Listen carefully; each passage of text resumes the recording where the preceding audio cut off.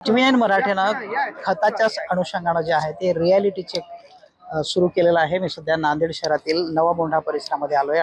अनेक कृषी केंद्रावर जाऊन पाहणी केली असता लिंकिंग तर काही भागामध्ये लिंकिंग असल्याचं कुठं निदर्शनास आलं नाही खताला, पण अनेक खतांचा तुटवडा असल्याचं मात्र निदर्शनास आलं आहे। आपल्यासोबत सगळे शेतकरी आहेत, त्यांच्याशी बोलूयात। काय सांगाल, तुम्ही सगळी खतं खरेदी करायला आला होतात, काय परिस्थिती आहे मार्केटमध्ये? मार्केटमध्ये सर अशी परिस्थिती आहे, जे आपण खत मागतो ते भेटत नाही।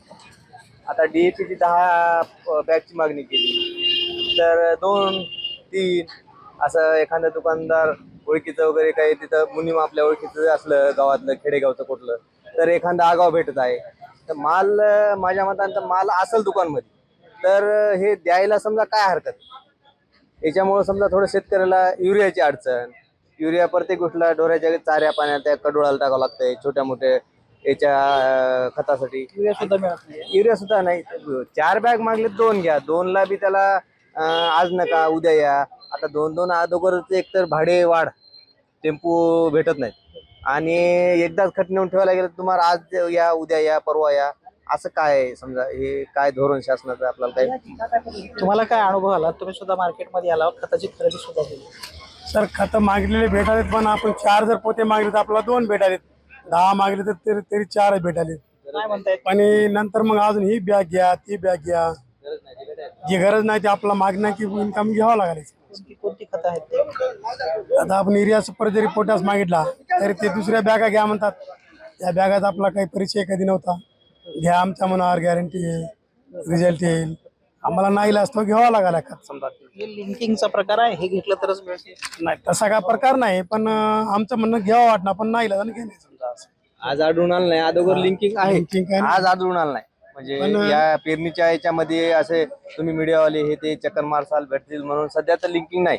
बाकी उन्हाळ्यामध्ये चालू होतं, हे घ्या युरिया घेतलं तर ते हे घ्यावं लागेल तुम्हाला, ते लिक्विड युरिया कोणत्या बॅगा घ्यावं लागतील ते। आता या सध्या तर काही नाही, आजच्या 2-3 दुकान फिरलो, आजच्याला काही आढळून आलं नाही। शासनानं सक्तीचे आदेश दिले लिंकिंग करू नये वगैरे खताला, तुम्हाला काय अनुभव आला? तुम्ही फिरताय? आम्हाला असा अनुभव आला बाजारामध्ये फिरते वेळेस की दुकानला गेल्याच्या नंतर नांदेड शहराच्या लगत असणारे तालुके, उदाहरणार्थ अर्धापूर असेल, मुदखेड असेल, लोहा असेल, इथले व्यापारी काय सांगतात की तुम्ही या तालुक्यातले नाही, तुम्ही अर्धापूर तालुक्यातल्या, तुम्ही मुदखेड तालुक्यातल्या, तुम्हाला इथं नाही भेटणार, तुम्ही आधार आणा, सातबारा आणा, असं विविध कारण सांगून खत द्यायला टाळाटाळ करायला लागते। आणि दुकानात पाहिलं तर गोदामाच्या गोदामा भरून खत आहेत, परंतु शेतकऱ्यासाठी ते खत नाही असं म्हणतात। आणि यांनी जसं सांगितलं की 10 पोते मागितलं तर 2 पोते द्यायला लागले, जसं म्हणजे उपकाराची भाषा केल्यासारखं करून शेतकऱ्याचं नाण्य म्हणजे हे कागदपत्र का मागतायत?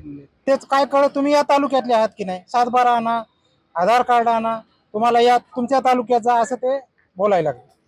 आणखीन काही शेतकरी आहे? तुमचा काय अनुभव आहे? तुम्ही आलात आता सगळा अनुभव म्हणजे कसं आहे, आम्हाला जे खत पाहिजे, आम्ही जर 10-26 मागला, DAP मागला, युरिया मागला, ते खतं भेटत नाही। खतं हातं म्हणतात पण दुसरे घेऊन जा म्हणतात। आज शेतीला खत टाकल्याशिवाय तर काहीच आहे ना, आणि घरामध्ये नेऊन ठेवा कोणा शेतकऱ्याकडे जास्त पैसा काम पडत तरच टाकणारा शेतकरी नेते, त्याला टायमावर खत भेटत नाही। एक तर दुसरी तुमच्या मार्फत शासनाला कळवायची सूचना म्हणजे त्याने GST लावली खतावर, ते शेतकऱ्याला पहिलेच पोतं घ्यायला पडतं खायना। 1000चं पोतं आज 2100-2150ला झाले, शेतकऱ्यांनी नेऊन टाकावं काय, आणि घरात नेऊन ठेवा म्हणलं तर दुकानदाराकडून खत भेटणं आपल्याला पाहिजे। कुठलं पोतं 1000चं 2100ला दिले? आता हे पोत्याचं पोतं केवढ्याला होतं, आज 1800-1850ला झाले, 10-26-2150ला झाले। त्याचे पहिले रेट काय होते बघा तुम्ही। आज GST लावली त्या पोत्याला, पुन्हा खताला शेतकऱ्याला GST काय करायची? शेतकऱ्याचा मालाचा भाव तर गेला कुठं, उलट खताला GST भरून खत दुपटीनं माग घ्यावं लागला, आणि टायमावर पाहिजे ते खत आम्हाला भेटणं झालं शेतकऱ्याला। एवढंच विनंती की आम्हाला पाहिजे ते खत भेटावून GST सरकारनं लावून आहे, रेट जराशी कमी व्हावं। बघितलं गेलं तर जी खतं हवी ती खतं उपलब्ध नाही असं सांगितलं जातं, आणि कृत्रिम तुटवडा निर्माण करून मोठ्या प्रमाणात शेतकऱ्यांची लूट केली जात असल्याचा आरोप शेतकऱ्याने केलाय। पण लिंकिंग संदर्भात की हे घ्यावंच लागेल अशा पद्धतीचा की यावर हे घ्यावं की घेतलं तरच हे खत मिळेल अशा पद्धतीचं तरी कुठं या सगळ्या रियालिटी चेकमध्ये दिसून आलं नाही। व्हिडिओ जर्नलिस्ट गणेशसह गजानन देशमुख, टीव्ही9 मराठी, नांदेड।